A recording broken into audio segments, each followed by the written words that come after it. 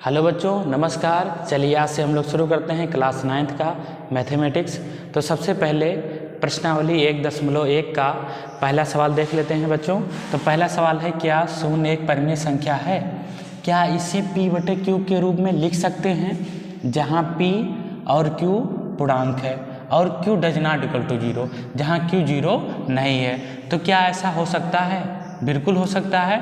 लिखेंगे एग्जाम्पल के तौर पर 0/1 लिख सकते हैं, 0/2 लिख सकते हैं, 0/4 लिख सकते हैं, यानी कुछ भी लिख सकते हैं। 0 अंश में रहेगा और जो लिखेंगे हर 0 नहीं होना चाहिए, और हर 0 नहीं, अगर हर 0 हो गया बच्चों तो परिमेय संख्या होगी नहीं, ये भी आपको पता ही है। तो सबसे पहले एग्जाम्पल ले रखेंगे और लिखेंगे हाँ, शून्य एक परिमेय संख्या, शून्य एक परिमेय संख्या है, शून्य एक परिमेय संख्या है, परिमेय संख्या है, जिसे p/q के रूप में क्या कर सकते हैं, जिसे p/q के रूप में लिख सकते हैं, जिसे p/q के रूप में लिख सकते हैं। ठीक है, लिख सकते हैं बच्चों, इसे लिख सकते हैं। देखिए बच्चों, अगला जो प्रश्न है कह रहा है 3 और 4 के बीच में 6 परिमेय संख्या ज्ञात करनी है। तो 3 और 4 के बीच में 6 परिमेय संख्या ज्ञात करनी है। देखिए लिखा है 6 परिमेय संख्या ज्ञात करनी है। तो ये जो 6 लिखा हुआ है इसको ऐसे लिख लेंगे बच्चों, यानी शब्दों में लिखा है, अंकों में लिख लेंगे और एक जोड़ देंगे। बात समझ में आई? एक क्या करेंगे, जोड़ देंगे, होगा क्या, 7 हो जाएगा। क्या होगा बच्चों, ये 7 हो गया। अब जब से 7 हो गया तो यहाँ पर लिखेंगे 3 और यहाँ पर लिखेंगे 4। अब देखिए 7 है तो 7 से गुणा कर देंगे और 7 से ही क्या कर देंगे, भाग कर देंगे। 7 से इधर गुणा करेंगे और इधर भाग कर देंगे। बात वही है, 3 लिखा हुआ है, 4 लिखा हुआ है, 7 कट जाएगा, 7 कट जाएगा, बचेगा क्या, 3 ही बचेगा। तो इसका मतलब क्या हो जाएगा, अगर इसको सही से लिखा जाए तो ये 21/7 हो जाएगा बच्चों। और इसका हो जाएगा कितना, इसका हो जाएगा 28/7 हो जाएगा। तो देखिए लिखेंगे 21/7 और इधर हो जाएगा क्या, 28/, कितना हो जाएगा बच्चों, 28/7 हो जाएगा, 28/7 हो जाएगा। देखिए लिखा 4 ही है और ये लिखा है कितना लिखा है, ये 3 लिखा हुआ है। तो अब आगे बढ़ते हुए क्रम में तो पहली संख्या लिखेंगे, पहली संख्या हो जाएगी 22/7, दूसरी संख्या हो जाएगी 23/7, तीसरी संख्या हो जाएगी 24/7, चौथी संख्या हो जाएगी 25/7, 25/7 और छठवीं संख्या हो जाएगी 27/7। देखिए उतना ही आएगा, यानी ये हो गया क्या, 28 हो गया, फिर ये क्या हो जाएगा, ये हो जाएगा 21/7। तो ये प्रश्न आपको भी समझ में आया होगा कि ये हो जाएगा क्या, 28/7। तो ये दोनों को छोड़ देंगे और इधर यही संख्या हो जाएगी क्या, यही संख्या हमारा आंसर हो जाएगा 22/7, 23/7, 24/7, 25/7 और 27/7।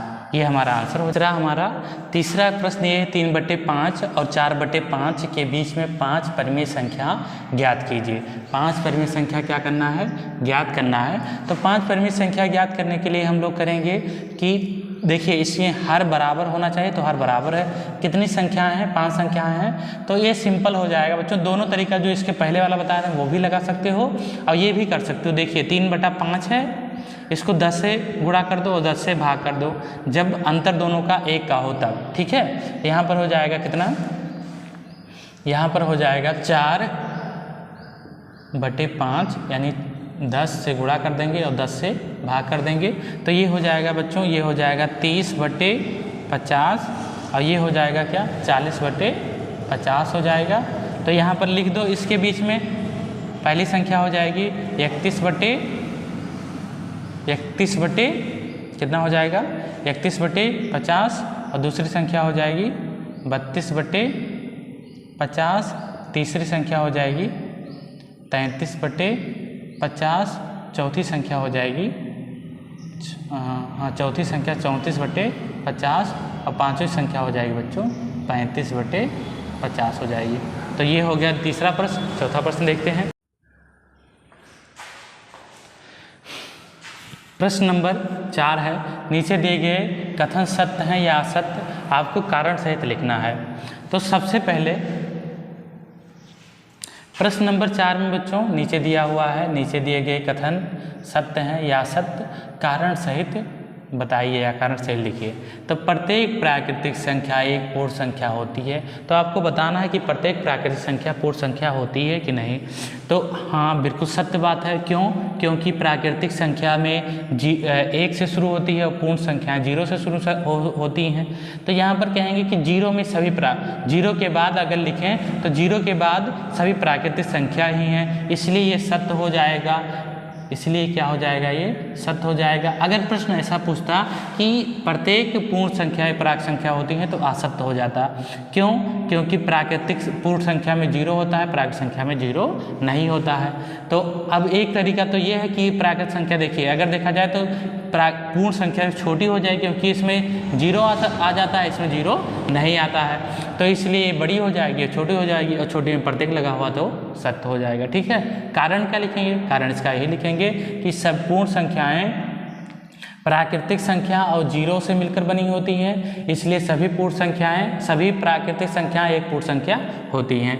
पर दूसरा देखिए, दूसरा प्रत्येक पूर्णांक एक पूर्ण संख्या होती है, तो यहाँ पर हो जाएगा असत्य। क्यों असत्य होगा? असत्य इसका इसलिए होगा क्योंकि जो पूर्ण संख्याएं होंगी बच्चों वो धनात्मक केवल संख्याएं होती हैं और पूर्णांक संख्याएं धनात्मक ऋणात्मक दोनों होती हैं। इसलिए हम पहले ही आपको बता चुके हैं कि पूर्णांक संख्याएं धनात्मक ऋणात्मक दोनों होती हैं और पूर्ण संख्या केवल क्या होती हैं? धनात्मक होती हैं, इसलिए यह कथन असत्य हो जाएगा। अगला तीसरा नंबर देखते हैं, प्रत्येक परिमेय संख्या एक पूर्ण संख्या होती हैं। प्रत्येक परिमेय संख्या एक पूर्ण संख्या होती है, कहेंगे असत्य हो जाएगा। क्यों? क्योंकि प्राकृतिक संख्याएं दशमलव की संख्याएं होती हैं, दशमलव की संख्याएं होती हैं, और इस जो पूर्ण संख्याएं होती हैं दशमलव की संख्याएं नहीं होती हैं, इसलिए कहेंगे क्या हो जाएगा? ये तीसरा वाला कथन असत्य हो जाएगा। कारण फिर एक बार देख लीजिए, प्राकृतिक संख्याएं पूर्ण संख्याएं सभी प्रत्येक प्राकृतिक संख्याएं एक पूर्ण संख्या होती हैं, कहेंगे कि ये असत्य है क्योंकि पूर्ण संख्याएं 0 और प्राकृतिक से मिलकर बनती हैं, इसलिए ये सत्य हो जाएगा। प्रत्येक पूर्णांक संख्याएं एक पूर्ण संख्या होती हैं, तो कहेंगे कि हाँ, पूर्ण संख्याएं धनात्मक भी हो सकती हैं, धनात्मक होती हैं और ऋणात्मक दोनों हो सकती हैं, तो इसलिए क्या हो जाएगा कि अपूर्ण संख्याएं होती हैं केवल धनात्मक, इसलिए असत्य हो जाएगा। प्रत्येक परिमेय संख्याएं एक पूर्ण संख्या, प्रत्येक परिमेय संख्या एक पूर्ण संख्या होती है, तो परिमेय संख्याएं दशमलव की होती हैं और पूर्ण संख्याएं दशमलव की नहीं होती हैं, अतः ये कथन भी असत्य हो जाएगा। तो चलिए मिलते हैं अगले अभ्यास में।